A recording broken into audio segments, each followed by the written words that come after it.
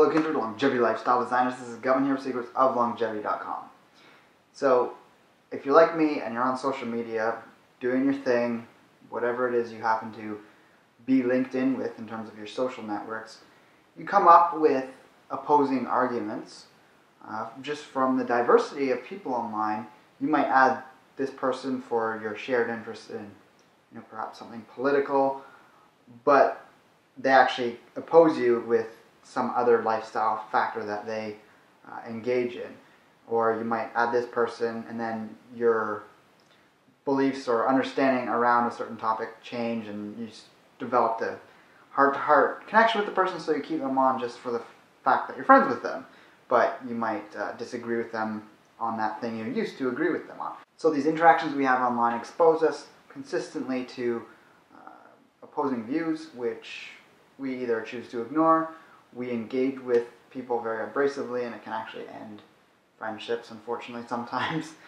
I've had a little bit of that this last week, quite a bit actually, not on the topic of nutrition, but in other areas.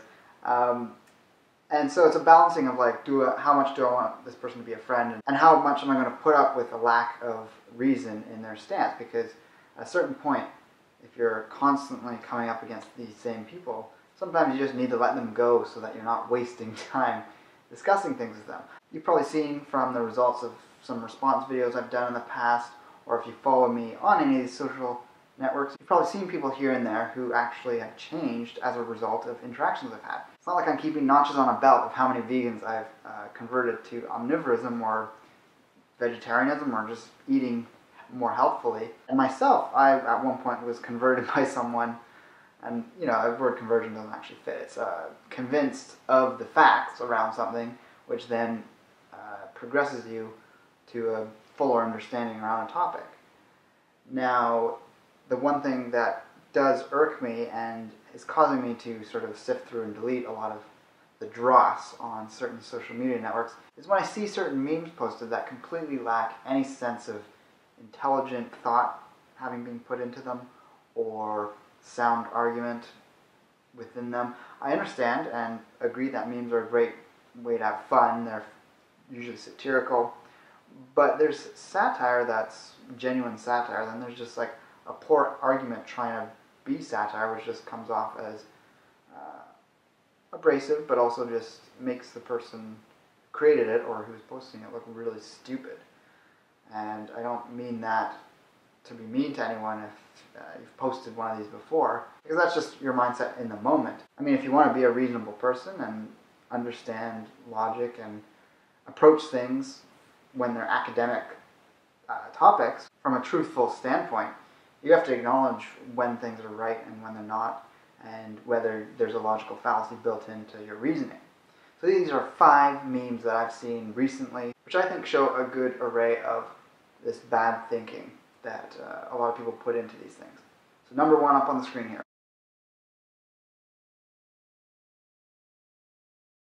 Bizarre is a popular comic. I used to read it growing up in the Globe and Mail newspaper almost daily. I vaguely remember vegan topics coming up in his comics, and there's a slight edge of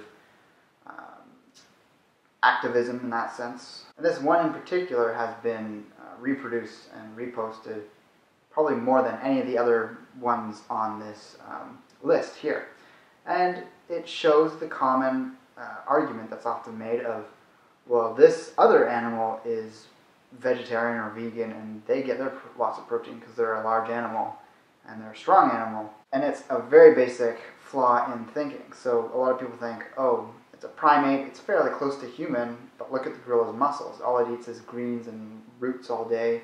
So humans should be able to do that too, because we're like 93% similar in genetic material. And there can be a massive difference in how your body expresses its genes depending on whether certain genes are turned on and off. It's not just about how close in percentage the genes are. We're a certain percentage similar to a whole array of animals that are drastically different than us. So something that clearly doesn't look human, doesn't act like a human, eats a diet nothing like what anyone eats, is not a fair comparison. If you spend a few minutes looking into gorilla anatomy, you know they have a massive digestive system, much larger than ours in terms of volume and also length, and it has specialized bacteria that humans just do not have to help digest and break down cellulose, the fiber in plants that humans can't break down.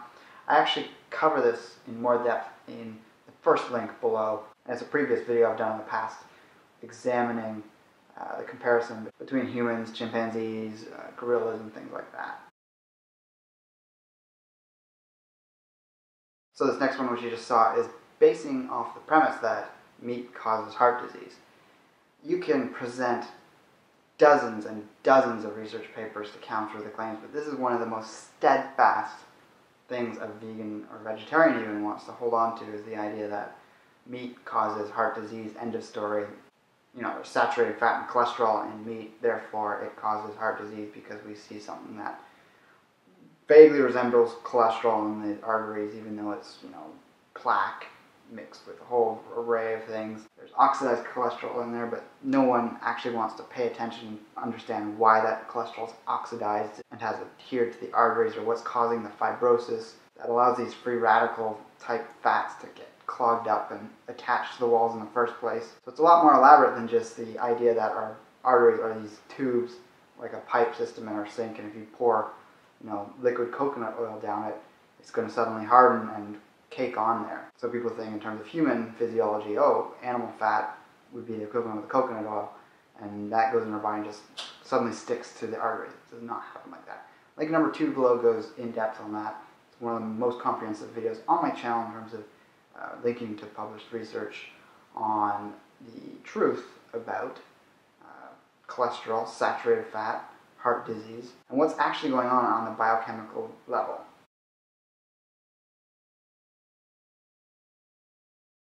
So I think this is more of a feel-good fantasy that a vegan might hope to be experiencing when they're in a discussion with someone online, and perhaps they don't know the face of the other person, and they're just assuming they look like this. There, of course, is going to be the odd person that doesn't look healthy and is trying to make health arguments, but there's also a layer of vegans are extremely, almost to the point, and in a lot of cases, at the point of being unhealthy in terms of their views on bodies, and someone who has normal body BMI or body fat levels, they start to criticize them and call them fat. And it's a way of glossing over the actual points that are being presented. It's something that was taught by certain vegan advocates, that you need to just look at the back cover of a book at someone's picture and you can tell whether you need to read the book or not. And when we're talking about nutrition or diet related books. And on one level that gives you a first impression of someone, like chances are if they're really unhealthy, their diet might not be ideal. But there can be tons of research that they've collected that they just haven't had the discipline to apply to themselves. That doesn't mean they don't have incredible array of research skills or skills with working with people and helping them get fitter or get healthier through diet. So that was a criticism of plenty of people who put out good research who were overweight. You know, Dr. Atkins, he wasn't healthy at the end of his life. And I'm not going to try and make an argument for Atkins at this point, but he obviously didn't reflect the health that some people have experienced following his program. So when you see people posting stuff like this, they're really just trying to make themselves feel better about their stance, because they don't have the reason and evidence to support it, so they need to start knocking on people's looks. It's a subtle form of an ad hominem, really. And there's another layer to this which I totally understand, because I do get it when it comes to any health topic when I'm out in the world, is that people, when they sense you talking about certain topics, they almost want to prove that they have some information and understanding of the topic, and will debate with you, even if they're not bringing up solid points, just for the sake of almost just hearing themselves talk. And so out of all 5 memes, I'd say this is the one I'm going to give the most leeway on vegans. It really depends on the intent of who's posting this, but if they are posting it for the intent of trying to say that, you know, anyone, even if they're very unhealthy, is trying to post counter arguments just for the sake of trying to put me down because I'm vegan, yeah, that's true. People do that, and it's pretty stupid. There's really bad arguments that are proposed from both sides of any opposing views in any area of study. So out of all five, this is probably the absolute stupidest of them all. The idea that canines, which on a hippo are used primarily for defensive reasons, and it's an herbivore, and there's some sort of point trying to be made. I kind of think that they're trying to counter the argument that some people use about humans having canines, therefore we're meant to eat meat, but ours are so small. It's like, oh my god. Link number 3 below is my video on carnivores, omnivores, herbivores, and fruitarians, and what humans are classified as. That argument is the most dragged out, difficult one to have with a vegetarian or vegan, because they just refuse to look at the science. They don't want to listen to the counter arguments on that one whatsoever. Even in the comments of that video, I have people bringing up the arguments that I made in the video, meaning they just didn't watch it. They just saw the title, they kind of watched maybe a minute of it, and they understand that I'm making the argument for omnivorism, and they're just typing away to try and make some point when they didn't even take the time to listen to my points. So obviously hippos have evolved large canines and for self-defense purposes. They're a tool. That's my argument that I've made against many vegan detractors in trying to say, oh, go try and catch an animal with your bare hands and eat it without cooking it. It's like, I don't have to. My ancestors didn't do that. They used tools.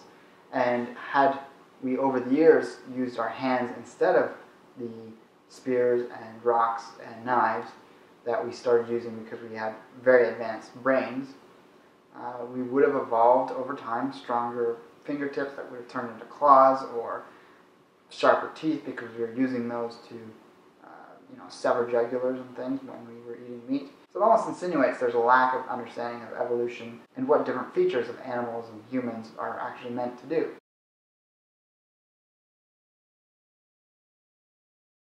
And this last final one is quite frequently posted around, but usually takes a different form. There's a whole slew of different images I've seen this argument tacked onto, and it is such selective bias, it's not funny. If you think of any food, whether it's meat or milk or any plant food, fruit, root, greens, nuts, seeds, grains, they're all something that is for a specific purpose that isn't meant for food. Humans, along with every other animal, eat things because they're there and they can find them in their environment. It's going to belong to something else, and it's a part of something else that has a different purpose. You eat fruit, you're eating the semen of a plant. You eat an egg, you're eating the menstrual cycle of a chicken. You eat lamb shanks, you're eating part of a lamb. You eat lettuce, you're eating the limbs of the lettuce plant. You eat beans, you're eating the sperm of a plant. So the semen being everything around the sperm being the seeds, the fruit being the part people often eat. But if we're talking about beans, grains, nuts, and seeds, that's the sperm. That's kind of weird if you want to try and use some sort of analogy to humans to determine what you're going to eat. So just because humans have a menstrual cycle and their egg is shed in their menstrual cycle, an egg which we know tastes good unless you just don't like eggs or you're allergic to them, we're supposed to not eat that just because it's a similar process that humans do, but it's a bloody mess when humans do it. With that same logic, you shouldn't eat anything because it's something else on something, and you wouldn't eat a human's arm if you're going to eat lettuce. You wouldn't base your whole diet on eating human sperm, just like when you eat a bowl of rice. So why are you doing that? It's like, fuck, these people don't think 2 seconds before they post this stuff. So what it comes down to is people post this because they feel like they're playing part in activism. And I have no quarrel whatsoever with anyone being an activist around animal rights, for being against factory farms. I'll disagree on the ethical side of actually slaughtering animals for food. I've covered that in videos in the past. Activism against the fur industry, activism against the circuses, all these animal rights activist stuff is quite legitimate and is a sign of some deep-seated issues that are occurring in the human consciousness at the moment around the world. But when you come into the nutritional world and you start taking that same activism and applying it to the nutritional world, you're now actually getting into a place of academia where facts matter. And when you start posting stuff that skews facts to push an agenda of activism, you're causing harm to other people. You're promoting things without having the reason to back it up, and you're promoting poor reasoning when it comes to people making dietary choices. Then once they're on that diet, they're going to fail and they're going to fall off more often than not. And I think this is why you see such rampant numbers of vegans failing and coming off it. Not just because there's a significant amount of the population that requires some animal foods to function and thrive. I'm all for someone eating a vegan diet if they thrive on it, but for those who don't thrive, there's underlying biochemical reasons. But because vegans consistently try to push this poor reasoning through memes and this sort of like snarky satire that is really abrasive and condescending, you're going to get some converts and you're going to feel good that you're convincing people to try out this new lifestyle, but they're going to leave it feeling even more venomous against you and against the whole movement because they were brought into it under false pretenses. So if you're a vegan watching this, I just encourage you to rely more on reason and science and evidence to make your points than any of this sophistical bullshit. So check out those links below for some of the videos I've done in the past that talk about some of these topics in more depth. And also like, favorite, and share the video if you feel so inclined. So I'll talk to you next time. Take care and embrace life without limits.